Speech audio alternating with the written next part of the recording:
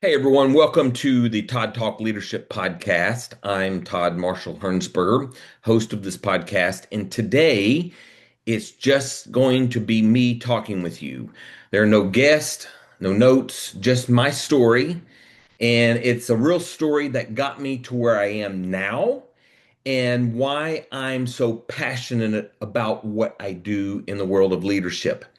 So, for those of you who don't know me, you will get to learn a lot of new information about me. And for those of you who do know who I am, you just might learn something new, especially more of who I am at my core, my DNA.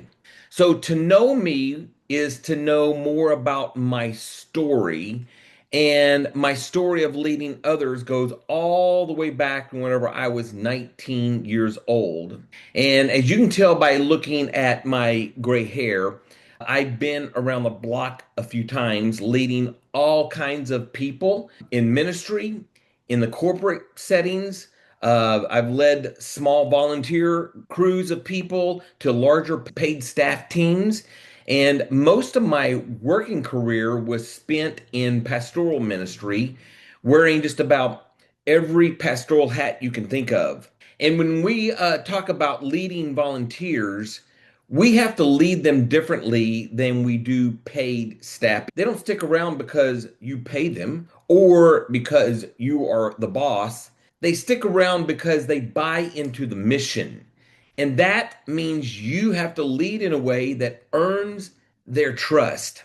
So I've learned how to lead others through trial and error, through leaders mentoring and coaching me, through also the world of academia. So I've learned to lead by example, and I've learned to get in the trenches with those that I lead. I've learned all this over the years, and my why is pretty straightforward. I want to shine a light on healthy leadership versus unhealthy leadership. It's what I sometimes call functional versus dysfunctional leadership. And I want you to know that most of the leaders that I've served under were fabulous, great leaders. They weren't perfect leaders, none of us are, but they were strong, genuine leaders with hearts of gold who taught me everything I know about leading well. So I'm very grateful for them. But sadly, I've also served under unhealthy, toxic leaders who, in my opinion, they should never have a leadership title or even any kind of authority. There are some leaders who are unhealthy in their behaviors and their styles, but they just need to be trained and educated on how a healthy leader should lead. But the saddest part of all this that I have to say is that I've learned just as much what not to do in leadership as what I should be doing in leadership. And there was one leader in my past who I served under who was a total high functioning narcissist. In the public, he could flip on the charm switch and win everybody over. But behind the scenes, he was as toxic and as unhealthy as can be. It just left all of us walking on eggshells and questioning what was real and what was not real about him. Then there was another leader who would walk into the building and they would expect the entire team to drop everything that we were doing and just cater to them. They had no sense of knowing how to read the room or have the emotional awareness that we were all frustrated and we were in the middle of some very important things to do, but we had to stop everything for them. You see, experiences like this wear followers and team members out. And I've had strong leaders who have served under me who wanted to quit, not because of anything that I did, but because of the dysfunction coming down from the leadership above me. And to be totally honest, I've been burned out on several occasions myself, carrying that weight while the leaders over me either didn't notice or didn't know how to step in and help me out.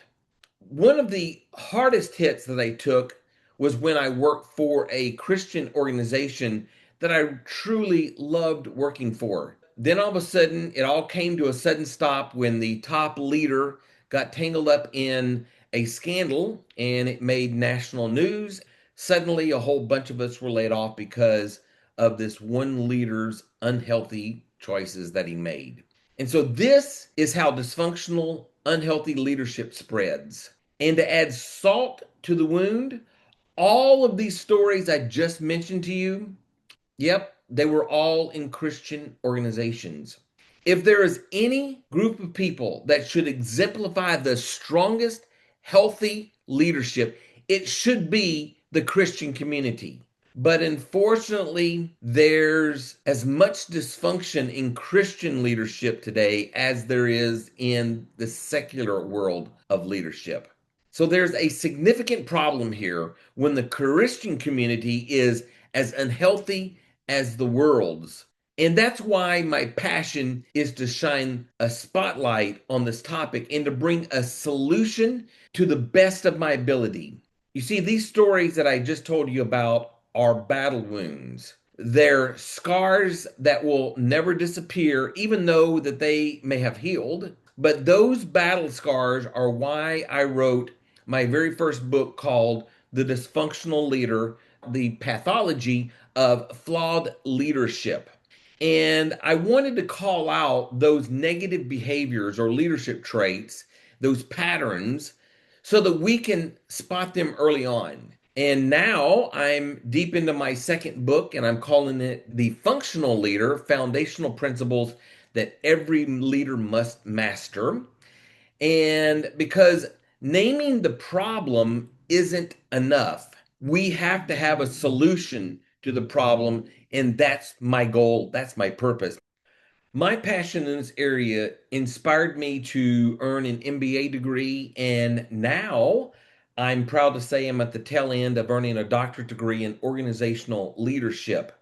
Now, I don't say all of that to brag, but I just wanted to arm myself with the best knowledge I can get on how I can be a part of the solution rather than just be on the sidelines watching all of this go down and not do anything about it. So that's why this Todd Talk Leadership podcast exists.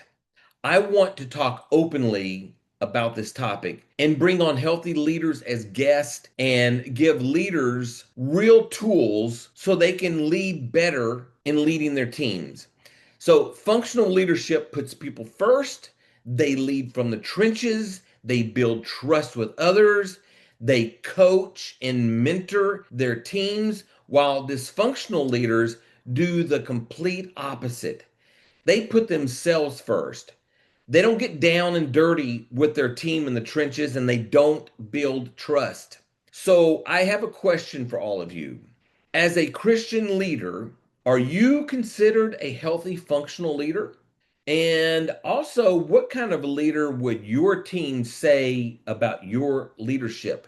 Do you have any stories of working with unhealthy leaders? Maybe you have some stories of working with healthy leaders as well. It doesn't matter, just if you have any personal stories of working with healthy or unhealthy leaders, we'd love to hear about them. So tell your story down in the comments and just make sure you don't mention any names. I just want to know the lessons you've learned from all of your good and bad experiences.